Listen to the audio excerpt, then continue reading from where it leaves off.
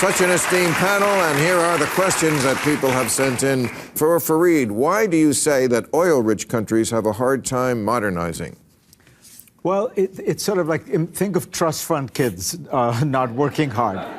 Basically, if you don't need to go through the hard work of modernizing your economy, educating your population, putting in the right infrastructure, if all you have to do is dig a hole, get oil, sell it to America and Europe, it's the easy way out. And it's one of the reasons why you've seen in almost every oil-rich country, Nigeria, Venezuela, Iran, Kuwait. There's a dysfunction, there's corruption.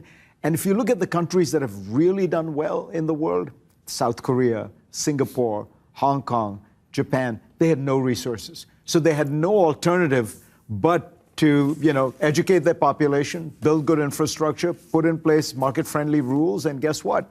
You get a boom. The panel discussion, moderated by Bill Maher, featured Fareed Zakaria's critical insights into the paradox of oil wealth. Zakaria provocatively compared oil-rich nations to trust fund beneficiaries, arguing that easy access to wealth often undermines the incentive to invest in critical areas like infrastructure, education, and innovation. This dependency on resource extraction creates a cycle of corruption and dysfunction, evident in countries such as Venezuela and Nigeria. In contrast, Zakaria highlighted nations like South Korea and Singapore as exemplary cases of resource-scarce countries that achieved significant economic success by prioritizing human capital development and adopting forward-thinking policies. These nations demonstrate that necessity can be a powerful driver of progress. The discussion also touched on modernization efforts in Gulf states like Saudi Arabia, which have aimed to diversify their economies. However, these efforts face substantial challenges, including low labor productivity and a heavy reliance on imported labor. The overarching message was clear. Oil wealth, while seemingly advantageous, often hinders long-term development by fostering complacency and dependency, leaving nations vulnerable to global market fluctuation. Let's watch this interesting video.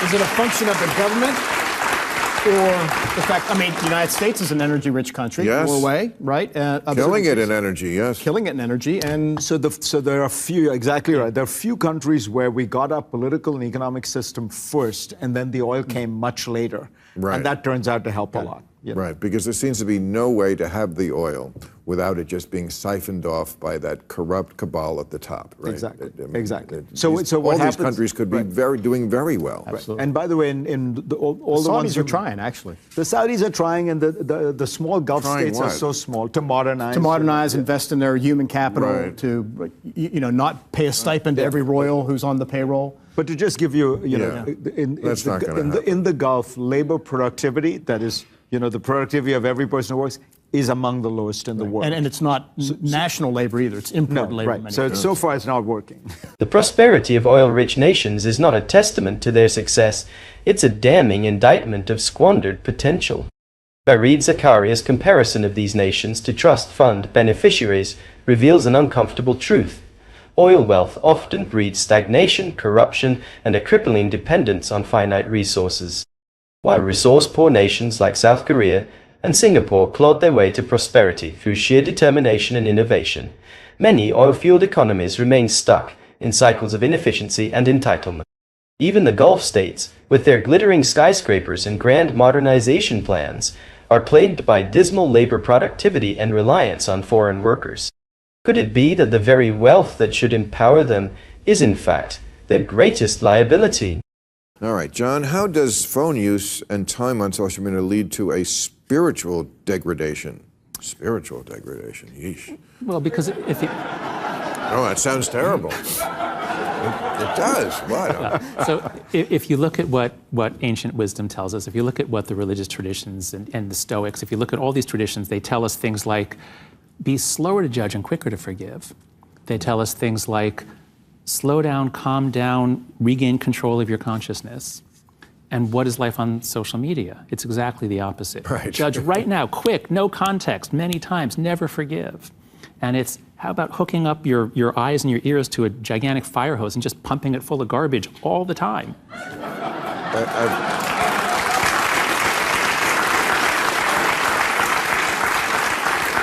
I've said it so many times on this show, but I'm going to say it again. The phone takes everybody's worst innate feelings and makes them worse.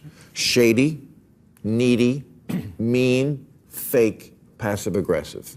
If you have any of those... That's what anonymity gets you, right? Jonathan Haidt describes social media as a driver of spiritual degradation, fundamentally altering how people interact and perceive one another. He argues that platforms like Twitter and Instagram amplify humanity's worst instincts, encouraging quick judgment, impulsive reactions, and an inability to forgive. This behavior starkly contrasts with ancient wisdom and traditions that emphasize patience, understanding, and self-control. Social media, according to Haidt, transforms the digital space into a battleground of negativity, where users are bombarded with provocative content and encouraged to engage in hostile discourse. That makes it worse. Yeah. I've often wondered if you said everybody who has an account, you can't use any avatars, any fake names, but you have to use your real name and your real location. And no filters? But even if we let people use fake names for privacy's sake, at least companies, at least the platforms, should have some sort of authentication so that they know it's a real person. It's not a Russian agent trying to manipulate us. So even that would make it a lot better. But I think about, Bill, you must have the same experience. I'm out there in the world with my views, and I travel around. People are very polite. People are very generous yes. in person. Right.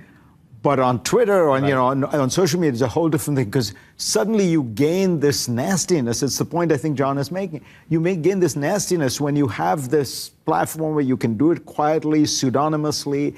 It's very interesting to think about the contrast, at least I've noticed, between people coming up to you in person and what you get from their Twitter feed. Yeah, okay. The anonymity and pseudonymity offered by these platforms further intensify the problem. While face-to-face interactions are often civil and respectful, the lack of accountability online fosters cruelty and emboldens users to express harmful or extreme views.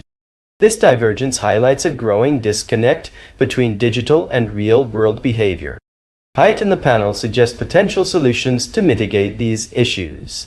These include implementing real name policies and verifying accounts to ensure users are authentic, thereby reducing the influence of bots and malicious actors. Such measures, they argue, could restore some degree of accountability and civility in online interactions. However, the pervasive nature of these platforms and their deep-rooted role in modern communication raise questions about whether these changes can truly reverse the harm caused by years of unchecked toxicity. Let's just remember that it only helps in this one country. There is no other advanced democracy in the world with campaign finance laws that would allow a multi-billionaire to spend, and you can spend $1 billion electing yourself. Berlusconi didn't do that? No, there are very tight campaign laws in all of Europe. No, Silvio absolutely Berlusconi in Italy did not buy that presidency the same way we do? No. He It was just actually, coincidence he was the richest man in Italy who also owned all the media. Well, he owned the media. That helped us a lot. helped. But there are campaign laws. We are the only country where you can spend essentially unlimited amounts on yourself. The interesting point about RFK is he's polling at 12 percentage points right now, when Trump is beating Biden by about 5 nationally. Right. So where are those 12 points coming from? That's the question, and that's why everybody's trying to push him one way or the other. So the question is it going to be like Ralph Nader? Right. Where Nader, there are some people who think, on the other hand, since RFK's platform seems to be conspiracy theories, maybe he's drawing from the Trump vote. I don't think we know for sure. Social media has become a double-edged sword, connecting us like never before, but also exposing us to unprecedented levels of negativity and division. As Jonathan Haidt suggests, it's time we rethink how we engage online and demand platforms that foster accountability and respect. If you're passionate about exploring these critical issues and want to be part of thought-provoking discussions, subscribe to our channel for more in-depth analyses and compelling conversation. Your support helps us create content that challenges ideas, sparks dialogue, and inspires change. Thank you for being part of this journey. Don't forget to like, comment, and share your thoughts below.